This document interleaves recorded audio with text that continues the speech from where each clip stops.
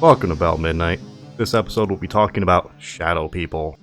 Why they come to you in the middle of the night when you're alone in your room. I'm your host, Joseph Michaels, joined by John Mack. Get right into it. So what you got for us? So the overview of what shadow people are. So there's a number of religions, legends, and belief systems that describe a shadow spiritual being or a supernatural entity, such as a shade of the underworld. Various shadowy creatures have long been a staple of folklore and ghost stories, so such as the Islamic jinn, or genie, Familiar with them, yeah. and as well as the Choctaw Nalusa Cheeto creature. Talk more about that in a bit too. That I haven't heard of. That sounds interesting. So now normally people have experiences with shadow people in the middle of the night in their room while undergoing sleep paralysis. Yeah. It's a terrifying experience to not be able to move and to see this intruder in your room or home. But think about it. It's like, oh, you have a home invader. Oh, by the way, you're paralyzed. And oh, by the way, it looks like a demon. Like, what the hell? That's the thing about it is a lot of people, when this first happens to them, they believe that an intruder has broken into their home. It's a good thing they're paralyzed. There'd be a lot of holes in the wall, probably. Yeah, they don't immediately associate it with it's a shadow entity of some sort. It's an intruder until they go to move and they can't move. Usually that's when the creepy stuff starts, too. But we'll go into what exactly is sleep paralysis and what causes it. So this is from the National Library of Medicine. A lot of this stuff. So it's the standard fare. So a quick overview of what sleep paralysis is. It's the temporary inability to move or speak while falling asleep or upon waking. Now, this most often occurs in people who have some sort of narcolepsy or a sleep apnea, but it can affect anyone. Episodes involve not being able to speak or move while falling asleep or upon waking. This usually lasts anywhere from 1 to 2 minutes, and it's often frightening. Jesus, 2 minutes. 2 minutes with the whatever the thing is you see. Can you imagine? And individuals are they're perfectly aware during these episodes. They think they're awake, and a lot of these sleep paralysis episodes are coupled with hallucinations or sensations of suffocation. That's a common one. I've heard that before. I've even heard that from people I've been around when they've suffered sleep paralysis. There's a lot of suffocation going on. Let's talk about the abstract a little bit. In addition to insomnia symptoms, but you may not actually be diagnosed with insomnia disorder, been able to predict sleep paralysis in people. So there seems to be an association between sleep paralysis and other unusual and or threatening sleep experiences, such as nightmares, exploding head syndrome, and lucid dreaming have been reported. Exploding head syndrome is interesting. I knew a guy who had that. Does it feel like your head exploded? What? He would lay down and go to sleep, and he could just hear explosions, but as if they were real, as if they were taking place outside. That's so strange. Yeah, he went on to explain it in more detail. He had to take like a medication for it or something, or was some side effect of a medication he was on. Okay. Let's talk about the different types of sleep paralysis, because there actually are different versions of it. Okay. So you have isolated sleep paralysis. Now this is when the episodes don't seem to be connected to any kind of underlying diagnosis, whether that be the narcolepsy we talked about, or any other kind of neurological disorder that would prevent the brain from properly controlling wakefulness and often leads to sleep paralysis. That's the isolated case. So then there's recurrent sleep paralysis. This involves multiple episodes over time. In many cases, these two defining characteristics are combined to describe a condition of recurrent isolated sleep paralysis, or RSIP. Okay. Did you enjoy that? I did enjoy it. I always love when we shorten it down and then I have to try to remember things like that. It's not terribly important. It involves ongoing instances of sleep paralysis in someone who does not have narcolepsy. So have you ever experienced sleep paralysis? I have not. It's never happened to me. To describe what it feels like to someone who hasn't had it, so we'll go by the National Library of Medicine's description of it super quick. It's an estimated 75% of sleep paralysis episodes involve hallucinations that are distinct from typical dreams. Jesus Christ. So it's known as atonia, sleep paralysis. That's the medical term for it. Now, these can occur while falling asleep or waking up, as we discussed. So, hallucinations during sleep paralysis fall into three categories. So you have three types of hallucinations that are generally come with it. Intruder hallucinations, which involve the perception of a dangerous person or a presence in the room. Then you have chest pressure hallucinations. These are also known as the incubus or succubus hallucinations. Yeah, these are common. Yeah, these can incite a feeling of suffocation. They frequently occur along with the intruder hallucination, obviously. Yeah, it's like an intruder. They see something or someone come in and like press down on them. Usually it gets right up in their face. So then you also have vestibular motor hallucinations, which means your feelings actually hallucinate. And it's feelings of movement or flying or out of body sensations. Okay. Odd, but makes sense. That's interesting. Yeah. Now, tonia is distressing to many, and troubling hallucinations that make up sleep paralysis episodes can even be more bothersome. So, around 90% of episodes are associated with fear, while only the minority have a pleasant or even a blissful hallucination. I didn't even know that was possible, to be honest. Everything I ever heard was negative. So, the perception of these episodes have been found to vary significantly based on the person's cultural context as well. That makes sense.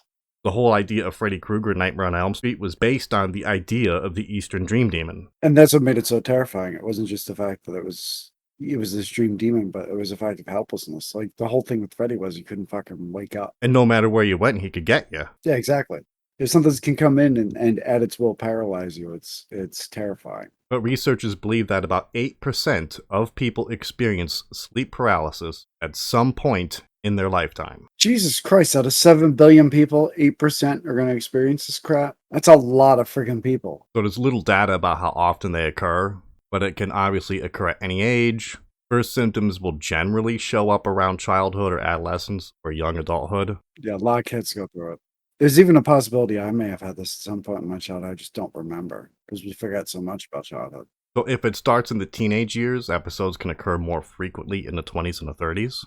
Okay. What causes it? Is it an alien? Academically, what I would explain it as purely science-based.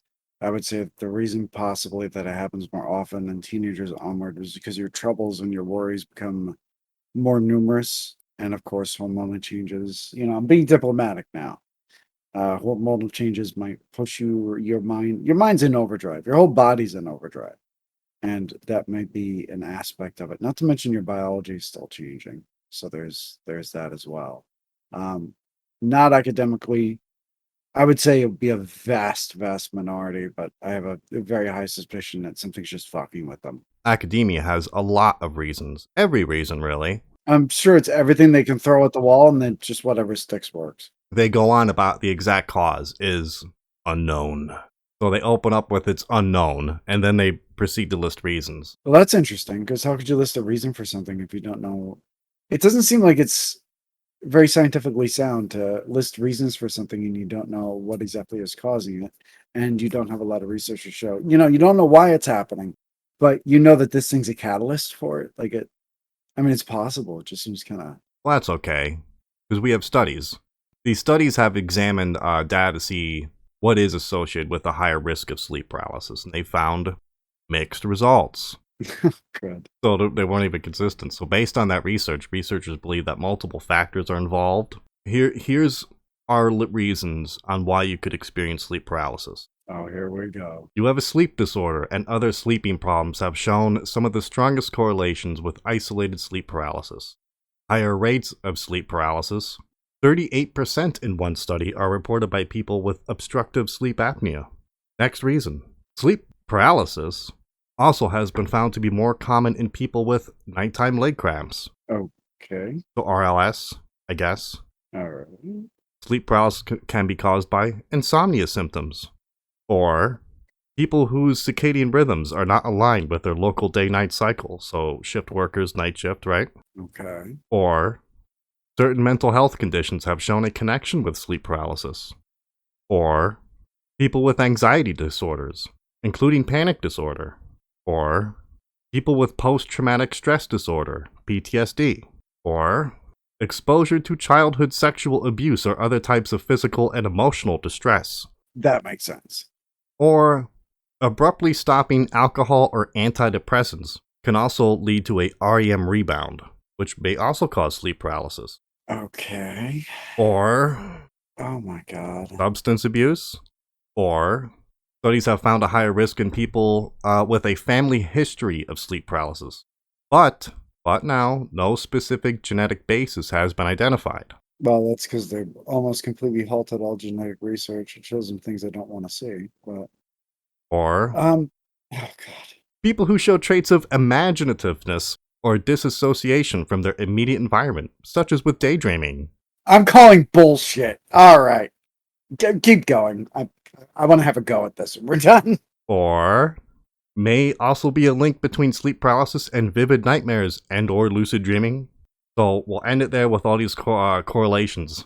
It is unknown whether there is any causation, they end it with, and if so, whether sleep paralysis is the cause, the effect, or if the relationship is bidirectional. It's impossible for them to say, I don't know, isn't it? It's absolutely impossible to say those words. If they open up with the exact cause of sleep paralysis is unknown. Yeah. Well, they say it's unknown. They're saying it could be caused by all these things and basically going to list everything that makes a human a human.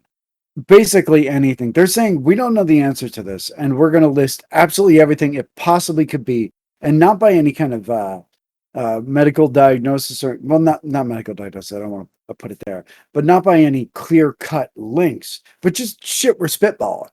We're just gonna throw everything we could possibly think, which may have something to do with it, like logically, perhaps, and say, well, that may be the cause of it. It may not, and then not commit to any kind of answer, not commit to any further data, saying, yeah, we hooked a couple of wires up to this dude's head, and we saw that because he's got some severe PTSD and maybe some child sexual abuse. Yeah, he's got some stuff going on at night. Seems like his brain's terrorizing him. His whole brain's lighting up, but the parts of his brain that are controlling his movement, they're not doing anything. Well, yeah, then you have a fucking answer. But no, instead we get some guy in a lab coat throwing shit at the wall to see what sticks. I'm fucking sick of it. I love it. I'm just, oh God, Jesus Christ, we can't answer the question. Just stop. Just stop. So the reason we're going about the sleep paralysis thing is because lots of people experience shadow people while under the effects of sleep paralysis. Yeah. Yeah, that's pretty much a prerequisite for the most part. Yeah. So let's talk about some treatments. Are there any treatments for sleep paralysis? And then we'll get off the topic of sleep paralysis already. No, yeah, goddamn. There's a specific form of CBT has been developed for sleep paralysis, but more research is needed to validate its effectiveness. CBT has established track record in addressing mental health conditions like anxiety and PTSD that may be factors influencing the risk of sleep paralysis. That makes perfect sense. It goes on about a big list of sleep hygiene stuff, and don't drink caffeine, go to bed at the same time every night. Be a good boy. And it keeps talking about CBT, and that's where we'll play clip 1. Oh dear, here we go. Cock and ball torture, CBT, is a sexual activity You're a involving piece of torture shit. of the male genitals. I hate your guts, you know that? It keeps going on about CBT. They mean cognitive behavioral therapy. I realize that. I realize the connection you made, you sick degenerate.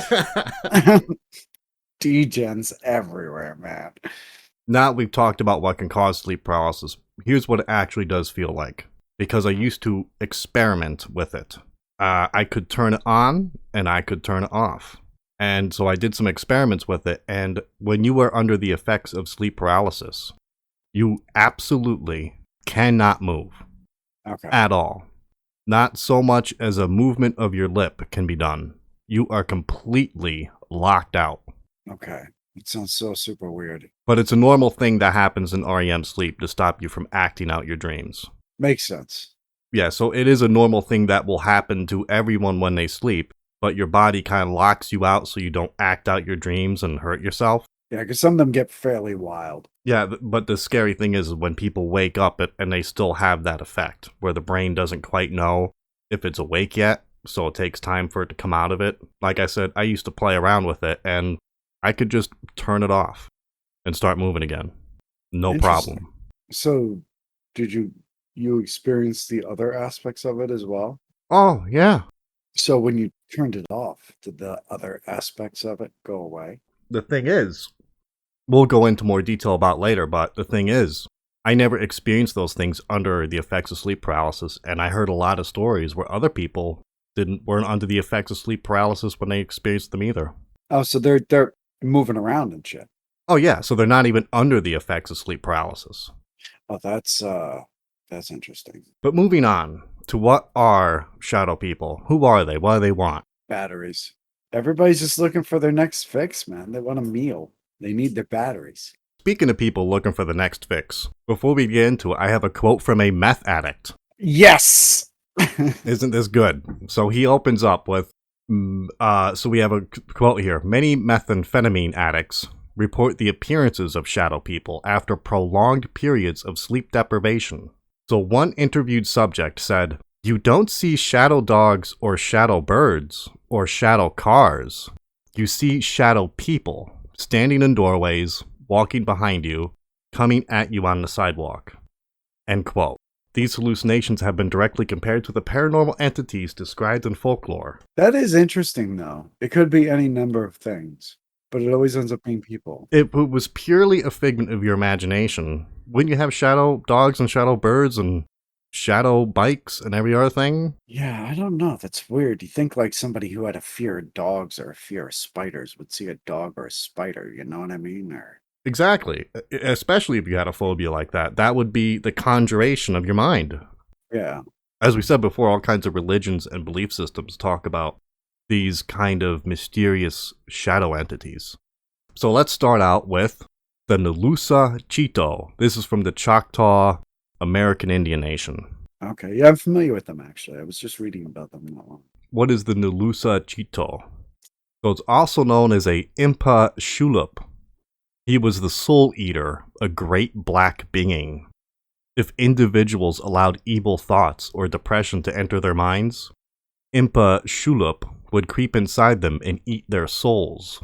Many people of the Choctaw Nation will not say his name in fear of summoning the spirit. They're the same way with a lot of things. They're the same way with Wendigos and skinwalkers. They won't say it. That's what's interesting about it, because it seems like talking about it or discussing it seems to give it power, right? Yeah. Which is, like you said, the same thing with a lot of things. Yeah, batteries. It goes on with the Choctaw lore.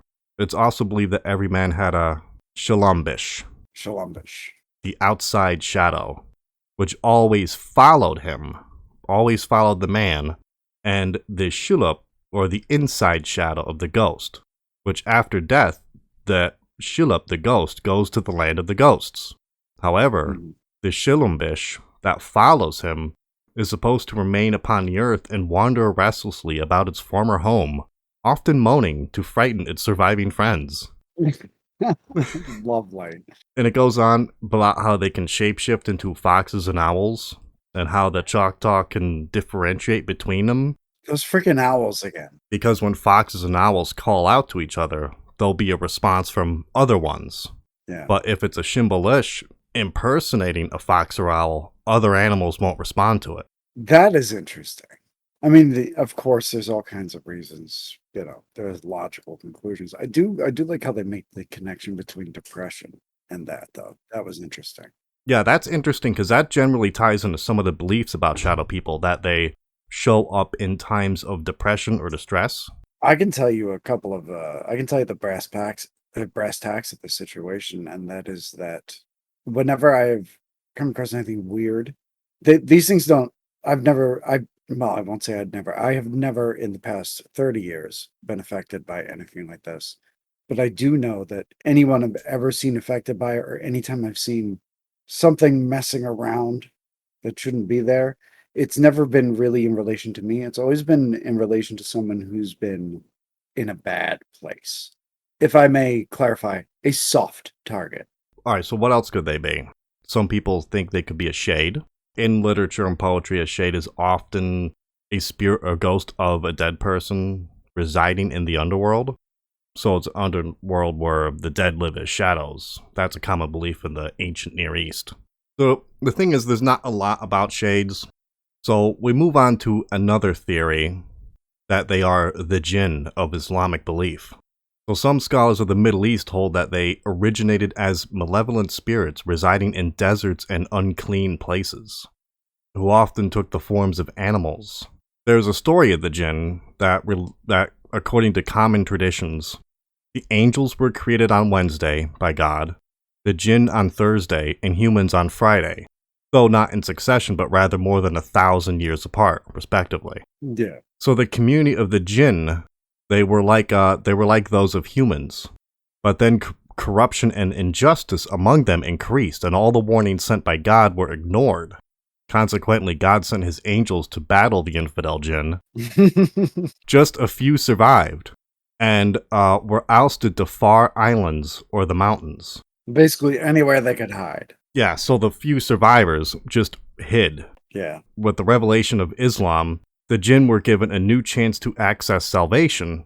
However, because of their prior creation, the jinn attributed themselves to superiority over humans and envy them for their place and rank on earth because they were favored by God, and the jinn were infidels. That is a common story you see throughout almost all cultures. Wherever these things exist, they absolutely hate people because people are favored by whatever creator the religion is referencing, and because that people, usually it's hinted at that people have more of a chance of capturing the divine than they do. Like they're stuck. You know what I mean? They're dead end, and they hate it. So the jinn are referenced very frequently in magical works throughout the Islamic world. They're to be summoned and bound to a sorcerer or an object. We've heard about this before, sorcerers playing around with jinn. So some authors interpret the word to mean literally beings that are concealed from the senses. Some believe the jinn to be generally ignorant, untruthful, oppressive, and treacherous. It's thought that the jinn account for much of the magic that is perceived by humans, cooperating with magicians to lift items in the air, delivering hidden truths for fortune tellers, and mimicking the voices of deceased humans during seances. And let's not forget their best trick, exacting terrible prices. Magic always has a price, I heard. Everything does. So, are they jinn? Are they jinn, or are jinn just the same thing? Possibly. I mean, all this stuff always sounds like the same shit. It just sounds like the same guy running the same scam, you know what I mean? Yeah, so we talked about the possibilities that they're connected to Native American legends, the Nulusa Chito. They could be possibly shades or jinn, but there's other possibilities or theories as well as to what the shadow people can be. Ooh. They're just straight up ghosts. Yeah, we call them ghosts. Spooky, scary skeletons. Normally, people who have ghost encounters, sometimes, I hear a lot of times people just straight up think, oh, that's a guy. They don't even realize it's a ghost at first. Yeah. They think it's a person because they can see them. Or they are kind of ethereal and wispy. You could still make them out. They're not just these super, super pitch dark silhouettes. True. If they even appear at that. Like, the dark silhouettes thing is something somewhat kind of unique to the situation. Like, normally when bad stuff happens, like, it'll be an object doing something, but there's nothing visible to be seen about it other than the object's interaction with the world around it. Next theory or possibility is they're just straight up demons. That's it. Yeah, well, I mean, you may as well run with what you know, right? Yeah, I guess you have to roll with it. So here's some more fun theories. They're astral bodies. One theory suggests that shadow people are the shadows or the essence of people who are having an out-of-body experience. That's interesting. Yeah. Like somebody in a VR chat who doesn't have a properly loaded avatar. That's actually a great idea for a VR avatar, just a shadow man. Yeah, oh geez, that's awful. Somebody's gonna have a seizure and there's gonna be some triggerings. Another theory goes on that it's time travelers. It's time travelers, right? So another theory is that people from the future could have found a means to travel to the past, our time, and appear as shadows to us. So the first thing that people in the future are going to do if they have the ability to time travel to the past is go into the past and scare the shit out of everybody to potentially change the future. Yeah, they want to come see, look, if I could travel to the past, I would go and creep around someone's basement. But yeah, I mean, it's the most fun you can have, really. Actually, you know what? That does sound fun, just to scare people by creeping around their basement. It's like knock over a box every now and then. Be fantastic. The only Ooh. problem with that is like if you knock over the wrong box, like you got that butterfly effect and it's always waiting in the wings there. And depending on how the universe works, it'd really suck if it all just fucking ceased to exist. Separate timelines, man. Don't worry. Oh, okay. We're just, how many can it support though? Because you're building them pretty rapidly. Alright, so we have another theory that they are interdimensional beings or an interdimensional parasite. That seems to me to be most possible. Well, I mean, other than it being natural physiological circumstances, but So theorists talk about this and they say that there are other dimensions not visible to us, but are yet closely tied to our own, and that these dimensions have entities that inhabit them as well. Perhaps they found a way to cross over and appear only as shadows to us. It's been long held that psychics and other sensitive mediums have talked about different vibrations, that there's other planes of existence run on these different vibrations. And then they go on about science is starting to look at reality on quantum levels. yeah, it's the whole reality is perception thing. So it's the catch with all this. It's getting kind of weird. Yeah, because they talk about on a quantum level that particles of the smallest size exist as vibrations. Some theorize the vibrations of our existence are beginning to mesh with those of another dimension. Ooh. Ooh, spooky. So that's their theory. So we have another theory. Aliens. They're straight up aliens.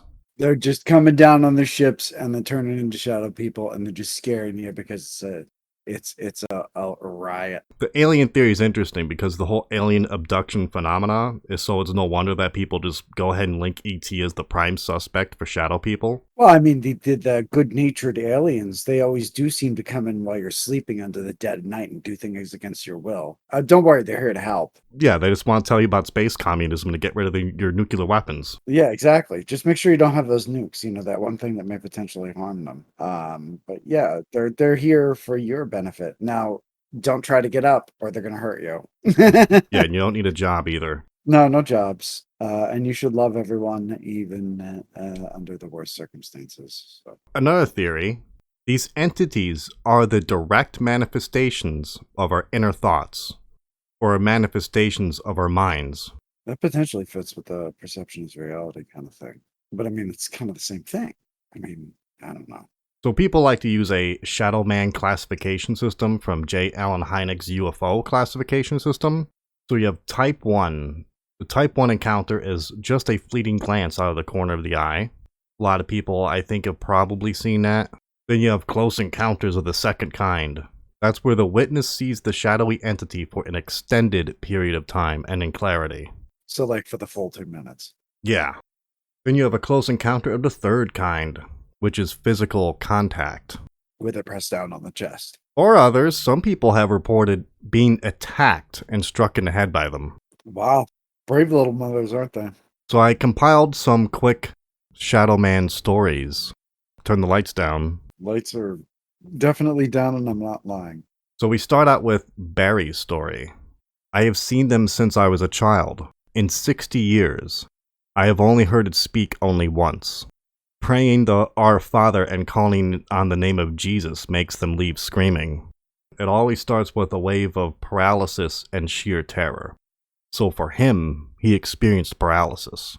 I cannot speak nor move, and when it comes, it is often a brutal attack and I feel great weight pressing me into the mattress. Breath leaves and it is a fight for life. After screaming, "In the name of Jesus, I rebuke you in the name of Jesus." It hesitated and backs away. My courage is regained and I pray the Our Father and give glory and praise to Jesus. Then the room becomes normal again. After around 30 to 45 minutes, I'll return to sleep. But I must confess, it is never easy. I never get used to them, but I am strengthened only by the protection of Jesus. Without him, I would surely have gone mad. And here he talks about a close encounter of the third kind. I have been physically assaulted only twice. Once as a child, it repeated 3 blows to my head, and once while on retreat. And he says he suffered wounds from it as well, he continues. Both forearms, midway and to the wrists, were lacerated. I immediately went to the chapel and put holy water on the wounds, and they healed within hours, and no mark was left. Lastly, in my 20s, I was in the car at night with a girlfriend, and I felt its presence. I had just parked to drop her off at home. It was standing in the middle of the street, on the median that separates traffic. I asked my friend if she saw anything in the street, and she said yes.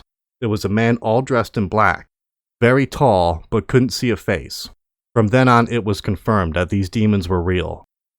Then he continues, but we know that Jesus has the victory always. I want to caution people, too, against discounting what these people say. You may think you're smart. You may think you have a physiological explanation for everything. You may think you have a stress-related explanation for everything. But so frequently, science is proved wrong. Every day, even the new things coming out with all of the explorations into... I'm not going to go into the whole sciencey quantum thing, but a lot of people go to try to explain this stuff. Just a lot of people use that because quantum is just such an unknown. And people use that to explain other things that they consider to be unknown and that science doesn't adequately explain, or science will downplay. Sometimes rightfully so, sometimes wrongfully so. To look at somebody who's having this experience, who probably hasn't benefited at all. I'm guessing this guy, what was his name, Barry? Right. I'm guessing Barry is not a millionaire now from a story about shadow people, right? I doubt it. I'm pretty much guessing that Barry is a local celebrity because of what he said about shadow people, right? I certainly doubt it. So I would very much caution people who listen to people who have a story like this to tell against thinking they're just lying for the attention. That certainly does happen. There are people who go to emergency rooms and pretend to have afflictions just so they can get the attention. But I would caution you because Barry hasn't gained anything by saying this, whether he's bullshitting or whether he's telling the truth. It doesn't matter whether it seems implausible or plausible.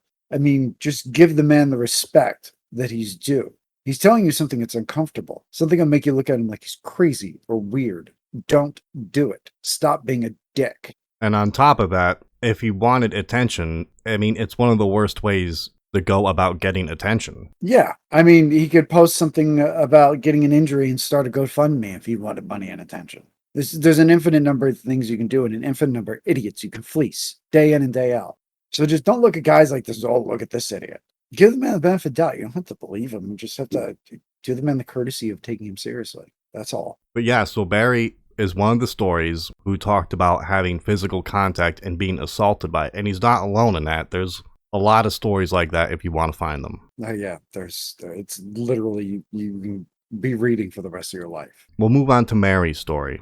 She starts out with, I'm glad I found the term shadow people. Suddenly everything has fallen into place as I finally know what I saw that night. It was earlier this year. I have been going through a very tough few years. I left my alcoholic and abusive husband. I had to move back into my mom's house with my children. I have my childhood bedroom back. It is a large house, and my childhood bedroom is a large room with high ceilings and all white in decor. So the night in question, I woke to find a dark, shadowy figure standing over me. His outline was like my husband's, tall and possibly with a hat. My first thought was, what is my husband doing here? Then I quickly realized it couldn't be him, as he lived on the other side of the country. I then became scared as I thought that the figure must be an intruder. My heart pounded, I blinked and the figure disappeared suddenly. I turned the light on and looked at my clock, and it was 3 a.m. precisely. Soft targets. The feeling from the shadow person was not one of negative energy. It felt like a being from somewhere else. I thought maybe it was an alien. It scared me due to its realness. And my shock at finding someone in my room, I knew the figure wasn't a ghost. So for the next 2 nights, I had dreams that came true the next day, which I thought was strange. And now, this is interesting because this, again, isn't the only story where people say after the shadow people have visited them, they had dreams that predicted the next day. Precog dreams. It's a lot to unwrap. She finishes with, on a personal level, I seem to be going through some sort of an awakening. I seem to be developing psychic abilities, knowing when things are about to happen. This happens on a weekly basis. I think she seems to be thinking she's developing psychic abilities. I'd say it'd be easy to think you would be, right? Yeah, especially if something's actively messing with you to make you think you're developing psychic abilities. We've seen how that road particularly ends with these incidents. You follow the leads, you follow the leads, you follow the leads, you get to the end, your life is ruined, and there's just one thing that's wrong. Yep. Turns out it was a trick the whole time. Here's another one. So here's a story from someone who wanted to remain anonymous. That's another awful way to get attention by not telling anyone who you are. So he starts out, I have only told one person about this once, and I am pretty sure they didn't believe me and no longer remember what I told them or choose not to ever bring it up again. He says, 4 years ago I saw something I will never forget. I woke up from a good night's sleep and looked at the TV and realized I couldn't move. He's suffering from paralysis. I could only move my eyes. I looked to my bedroom door, and I saw it standing at the closed door of my bedroom. A hooded or cloaked shadow man. I tried to scream, but nothing would come out. I struggled to move, but that didn't work either. Suddenly, it rushed at me, and it was on top of me almost instantly. I closed my eyes, trying to scream, but no sound came out. It was crushing and choking me until finally it let go. I was able to let out a low breath of help that no one heard. Then the shadow man just vanished. He continues, I went downstairs to ask if anyone heard me screaming. That's when I told the only person I ever told. I was told no, they didn't hear anything and said it was probably a dream. I tried to explain to him that it wasn't a dream. I can tell you what was on the TV when I first woke. Unable to move anything but my eyes. It was the news, about an accident the night before. I rewound the program, and yes, there it was, minutes later, just as I had said. So he was able to confirm he was awake. So he continues with, it happened, I know what I saw, but sadly no one will ever believe it until they see it themselves. Just as it took for me to believe it. Notice the man's anonymous. No benefit for sharing the story. The only person he ever told, other than those he told anonymously, said it was probably a dream. I was just going to say it's that worldview, man. Can't jeopardize that worldview. Another story, Jason's story. He starts out with, my wife and I moved into a rental house along with my mother and my stepson and his girlfriend. The house was located in the middle of the woods in Tennessee. To make a very long and disturbing story very short, from the second day in the house we were all hearing things that shouldn't be there. The walls would bang, and you would hear footsteps and other non-explainable noises. About the fourth night there, I was in bed around 3:30 a.m., again with that witching hour, with my wife and laying on my back with her head resting on my arm, but she was facing away from me. At the angle we were laying, I could see out the bedroom, through the hallway, and into the living room. I see a shadow that was blacker than black and about 7 foot tall, roughly shaped like a person. It came from the kitchen into my line of sight in the living room. I watched it, fully awake, come all the way down the living room, zigzagging through the hallway into our room. It went around the bed and went right past me and stood in the corner behind me in the corner to my left. I was kind of in shock. I think I was. I just watched this thing come all the way down through our house and went right past the foot of the bed and now standing behind me. I remember almost laughing into my head as feeling extremely curious and amazed all at once. I didn't move or make a sound, and all of a sudden I remember what looked like a black tornado came out of the main shadow and went over my head and started coming down towards my wife. She was asleep on my arm, so when I saw this, I pulled my arm and my wife towards me, and the blackness drew back just like it came. I felt it got angry by this, overwhelming malice, and then it went into the wall and disappeared. He ends the story with, we left the house the next day and never returned. Do the world a favor and burn it down while you're at it. The only appropriate response to that, something thinks it owns the place or it owns you. Now you got nothing. Now you got a patch of woods. Enjoy. And I noticed that sometimes they don't notice you see them. Like they're moseying about doing their thing, and it's like they didn't notice you. Oh, whoops! Yeah. This guy's awake. There's a question that's going to pop up too. Is it the timing? Is it suspect or is it confirmation of what this guy saw? Because like, there's the one aspect of it. Let's assume for a moment, and for a lot of people, be a stretch that this thing is real and it's not something made up by psychology. The fact that he woke up when he did and saw it it could be like an instinctual thing or an early warning system, or just like that little benefit that a person would get over something like this. Like, hey, bad shit's coming. Just like that little, like, almost like, geez, put it into Star Wars terms, like the Force chimes in and goes, hey, watch out. Yeah. But like, then there's the inverse argument as well that could be made is, of course, this only started, or it happened in the sequence that it started, because that was when he started to become aware and he was going through the thing. So there's always just this weird dichotomy that there's like these two differing arguments. You know what I mean? And it just becomes incredibly difficult for anybody out there who's actually had something like this happen to them because they always have to fight against that. It's impossible for this guy to prove that this happened. It's not possible because there's always going to be a semi-reasonable explanation. At the same time, I think they rely on that. You know what I mean? If everybody in the entire world suddenly became convinced of these things at the same time, knew it wasn't dreams and knew this was a thing and there was appropriate steps you can take and you'd say this or you do that, like the game is up for them. That's it. It's over. No more batteries. You don't get to draw any more energy or do whatever it is you're doing. Everybody always asks, well, why do these things hide in the shadows? Why do they do things the way they do? How come there's never been any evidence? Because if they do, the game is up. That's the end of their meal ticket. But I do find it interesting, like you said, that it wasn't aware. Like sometimes there's stories where these things aren't aware that they're being watched until it becomes apparent. Like when he moved his arm, that was when it got mad. Because yeah, tonight I'm not eating is what that was. We have more stories here about Shadow Man encounters. We have Samantha's story now.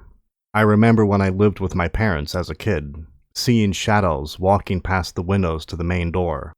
My mother and I would constantly go and check to see who would be walking by the door, only to find nothing, no one at all.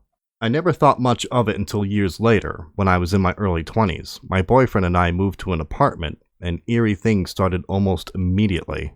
The big one that I will never forget, so there were multiple, is the night he came into sight. I had just had my second baby a few months prior, so I was up a lot at night. The baby had been congested from teething, so I let him lay with his father and me so I could prop him up to help him sleep.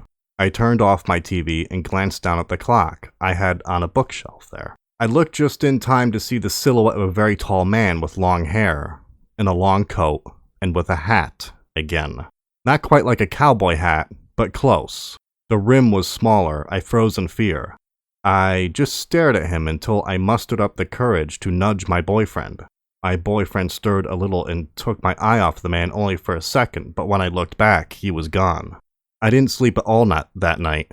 I turned my TV back on and kept glancing to the foot of the bed. I never saw him head on again, but I will still occasionally see shadows moving around.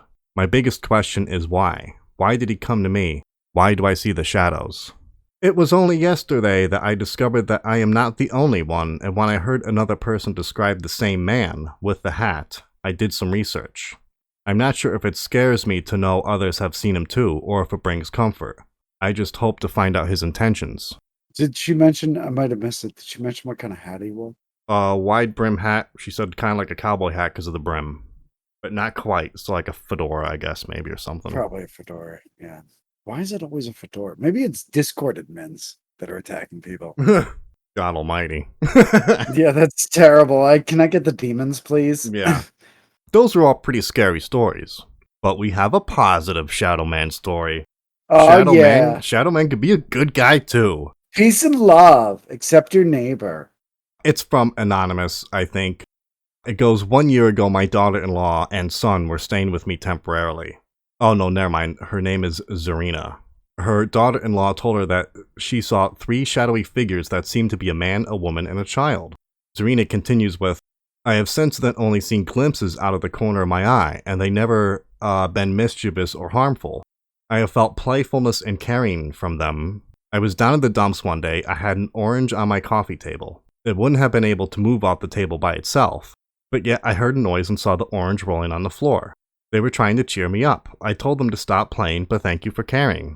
Serena felt this caring attitude on another occasion as well. Recently, I was sitting on my sofa very upset and crying, she says. Then my sofa started to move slowly, rocking me. When I came up to my room home and lay down bed, what? When I came up to my room and lay down on my bed, it was slowly rocking me as well. I felt someone sit down at my feet to comfort me. It was awesome. I am not afraid of them. We share the same home, and we can coexist. What do you think of that? I think I'm not going to make the mistake that I told other people not to make and completely discount what this woman says. I personally think that thing came to get some energy off of her, and it didn't get what it bargained for. Yeah. I think it's like, all right, time to feed on some what? Huh? What?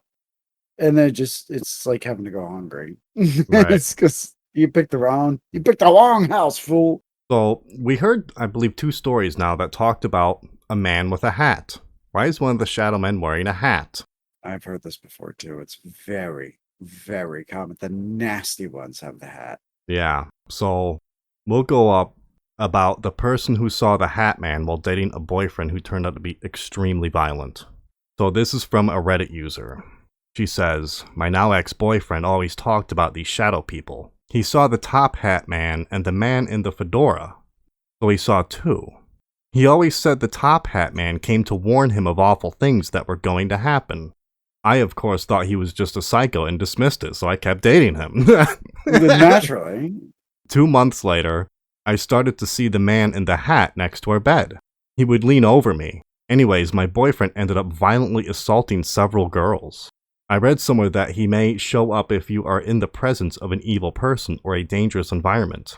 I also saw a different shadow man in the middle of the road in the car at night with him. I explained his appearance to my boyfriend. He explained immediately that this man came when death occurred. Here's what's strange. I went to get a doctor visit the next day and was informed I had a miscarriage last night. Since we broke up, I haven't seen any of the shadow people since. Think she needs to pick better boyfriends. But when they're talking about this Hat Man, a lot of people feel that the Hat Man is the leader or some officer of the shadow people as a whole.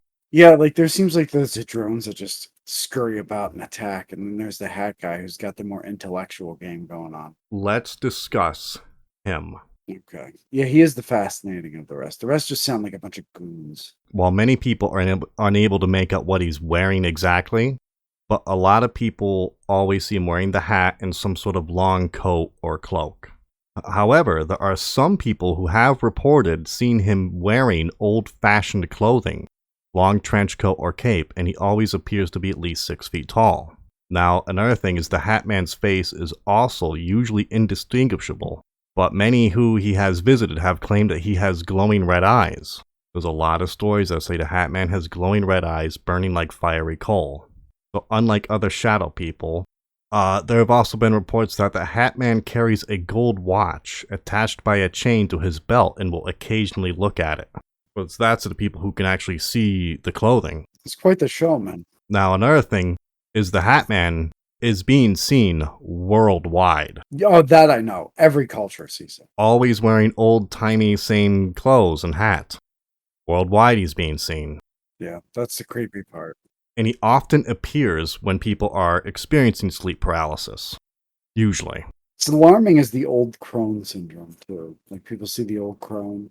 Like, it's just this, and you're talking about some of those people being in cultures where top hats and fedoras are not really a thing or ever have been, you know? And that's what's weird. Like, if their mind is going to conjure something, it should be something familiar from their own environment. Exactly. You're not going to conjure, like, some retro style. Yeah. Continuing on with Hat Man, some people claim that the Hat Man has attacked him, and when the Hat Man attacks, his attacks are especially more violent than those of the shadow people. So people who claim the Hat Man has attacked them tell stories about being jumped on or choked and have experienced burning in their chest or a tingling on their scalp. They also say that he'll appear among with other shadow entities and he'll watch as the others do the attacking. He'll usually hang around longer than regular shadow people, and some people insist he does have a solid form unlike the rest of the shadow people, because the shadow people will tend to just disappear or kind of pop out of existence, whereas when it's time to go, the Hat Man has been seen floating away or walking on the ground away. It seems like he's got more batteries. Got the best batteries. Yeah, you got your regular Energizer Bunny over there. Well, if he's watching other things, taking a face value, if we're going to believe all this, and he's watching other things do the dirty, that means he's boss man. Yeah, so speaking of the whole battery thing, people feel that the Hat Man emits a very powerful negative energy and he feeds off of that fear he causes. So some get the feeling that the Hat Man is truly enjoying their fear and feeding off it.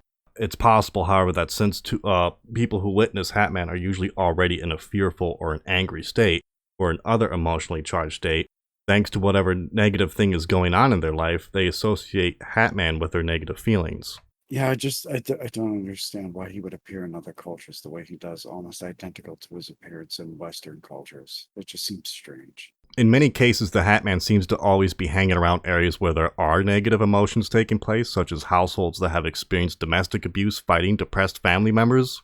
Some people believe that Hatman is a demon sent to bring those who are about to die to hell. I have doubts about that one. Here's a story about that. Okay, there you go. So Heidi Hollis, the author, may be able to back up that story because a German soldier told her about witnessing the Hatman. The German soldier asked the Hatman who he was. The Hatman replied with a name. He said his name was Scratch, Scratch. an old nickname for the devil. Is it really? I didn't know that. There's more too. Don't worry. Okay, all right. So Hollis also recounted the story of a suicidal man who, after a failed suicide attempt, woke up to find himself in the hospital. The Hatman was there. According to the story, the Hatman quickly disappeared after the man woke up.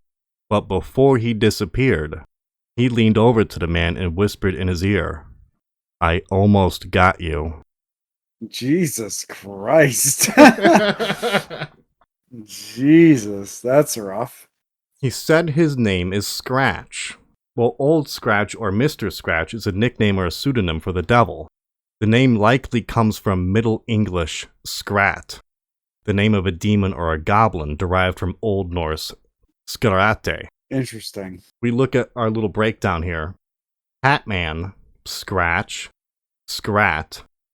In Scandinavian mythology, the Skrat is a form of a myling, or another supernatural entity. Yeah. Well, a myling in Scandinavian folklore, they were phantasmal incarnations of the souls of children that had been forced to roam the earth until they could persuade someone to bury them properly. Well, that's disturbing. The mylings come into existence when a child is unwanted and therefore killed by its mother. Oh, a lot of that going around. What, the last 60 years, shadow people sightings have increased, and what else has increased in the last 60 years? Aren't we up to about 300,000? No. Yeah, I think it's 300,000 a year now. Is it a coincidence? I hope so. That's horrible. That is horrible. I don't understand in the same universe where you could say, Jesus, protect me. I believe in Jesus, though, that Jesus would let something like that happen. Not that he's letting it happen per se, but not intervene. There's a lot of powers at play, too, you know? Well, yeah, still. Let's end it with one more story.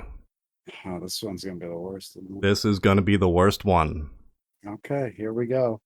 I never saw the Hatman. Okay. So we'll start with that. I never saw the Hatman. Okay. But I had experiences with shadow people, I'm aware. and I'll tell you about my close encounter of the third kind, if we're going to use that system. I remember that night. But please continue, because This was a previous one I never told you about. This was the first time I saw it. New material. Okay. I woke up.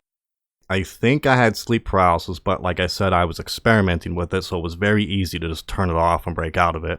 Yeah. So I was looking in the corner, and the corner was super, super dark. Like crazy dark.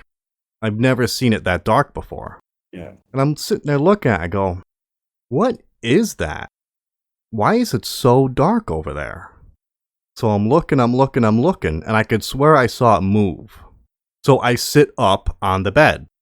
No sleep paralysis. I get up and I'm leaning, looking at it. I'm like, what is that? I'm about to go turn the light on. And that's when it stood up and jumped me. Creepy. And I remember it pushed me back onto the bed. I'm holding up with like both arms, and it's like striking at me. Yeah. After the first couple of strikes, I go, this thing's not very strong. So I throw it onto the floor, and I get up and turn the light on thinking, now I got you. Of course, I look over the side of the bed, and it's not there. Yeah. Interesting. I remember you had that angry thing in your bedroom. I remember that angry thing was around for. I remember its nickname was the asshole. Yeah, so that was the first encounter with it. Yeah. I'm gonna skip around a little bit, but Okay. when I got up and turned on the light and the light came on, that's good. Because there have been times when I have gotten up and turned on the light and I see the air conditioner's running, the alarm clock's on, I know I have power. I go to turn the light on and the light doesn't turn on. Little bastard. Well, if the light doesn't turn on, that's actually good because it means I'm dreaming. Oh, okay. Because I have lucid dreams sometimes. So when the light don't turn on, I go, it's party time, baby. And I go and I do stuff, right? Yeah. But because that's my tell, because when you hear about lucid dreamers talking about they always got to have some sort of a tell, like the Inception movie where you have the top. Well, my tell is does the light come on or not? If it don't come on, I'm dreaming. You best hope your bulb doesn't blow one night. Yeah. But yeah, so I pushed it off and I got up and turned the light on and it came on. So I knew I wasn't dreaming. So before the real bad thing started, that I'll go over, I'll skip over it.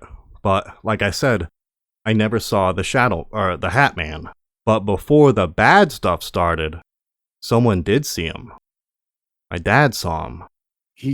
I didn't know your dad actually saw him. Is that why he was so proactive about evicting that thing? Yeah, because here's what happened. I came home from work one day, and I walked up the stairs, and I come in and do my things and whatnot. Yeah. And he comes in, and he goes, and he looks at me, and goes, well, where's John? I go, what are you talking about? And one thing, like, you never come over anyway. Yeah, I'm barely ever over there. Especially, like, right after work. Like, I got home, and he goes, well, where's John? I go, what are you talking about? He's not here. And he goes, well, who was following you up the stairs? Like, and he was, like, dead serious, like, okay, you're pulling a prank on me. Who was following you up the stairs? Yeah. I'm like, no one. He goes, well, I saw a man wearing a hat following you up the stairs. Really? Yep. Did it look like me? He thought it was you.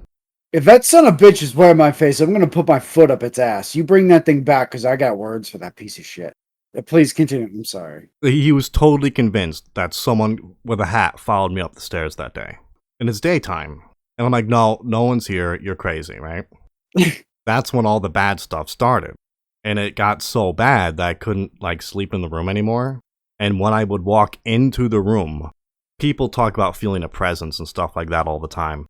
But when I walked into the room, I had this overwhelming, like, feeling of get out, get out, get out, get out.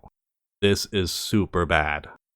So I would change and stuff real quick and do my stuff, but I'd get out, I'd close the door, and I'd be fine everywhere else in the house. But when I went in that room, it turned on. Like, get out, get out, get out, get out. So then this goes on for like 4 days. 3 or 4 days. Where I'm like sleeping on the couch or wherever else, right? And of course, I told my dad about it after it happened and stuff. So it just so happened he was getting like really big into this like a church group he was with at the time. Mm-hmm. One day I come home, I'm like, all right, time to get in and out of the house or in and out of the room. I gotta go in, change, do my stuff, and get out of there. And I walked in and took a step in. I go, it's gone. Like, it's gone. The room feels completely normal now. They gave that thing a drive-by, didn't I? Right? So I'm like, okay, this is really strange. I'm going to be careful, but it does feel fine now. Yeah. So I go and I change the stuff. I'm like, yeah, you know what? I think it moved on or something or whatever happened. Later that night, I go to bed in the room. Totally fine. Nothing. So I go to work the next day. I come home. I think it was like 2 days later before he told me what happened. Okay. So he goes, oh, so you're sleeping in your room again now? I'm like, yeah. He goes, oh, so the thing's gone? I'm like, well, yeah, I guess. And he goes, yeah, because me and my buddies went up there with the Bible and a cross and told it wasn't welcome there. He told me this 2 days after I felt the change without my knowledge, because I don't know what he does all day. Yeah, I get the feeling that you don't really want to concern yourself with. Right? How'd that happen then? Yeah, that's... Well, if we have time, I'll add a story of my own about these things. It's not necessarily a shadow person, but it concerns the house I used to live in a dumpster fire of a city. Yeah, I mean, how that happened with you, there's no Look, let's be honest. The human body can perceive when there's changes in a room. We can tell when there's something going on that has no physical manifestation. Even if a mood is changed in a room, even if people are arguing. If people are arguing and then acting completely and totally psychologically fine, you walk into the room, you know. There's energies there. Yeah. Whether you want to call it instinct, whether you want to call it energies, whether you want to, I don't even give a shit if you call it the fucking vibrations of the earth or whatever new agey bullshit you're into. Whatever. People know. We all can do it. We all know we can do it. Science doesn't acknowledge it, and we all stand around and pretend that it's not a thing. But we know it's a thing. We know. We're all very well aware of it. So we'll stop bullshitting each other here for a moment. It's exactly what happened. You realize there wasn't they realized there wasn't a predator in the room anymore Mm-hmm.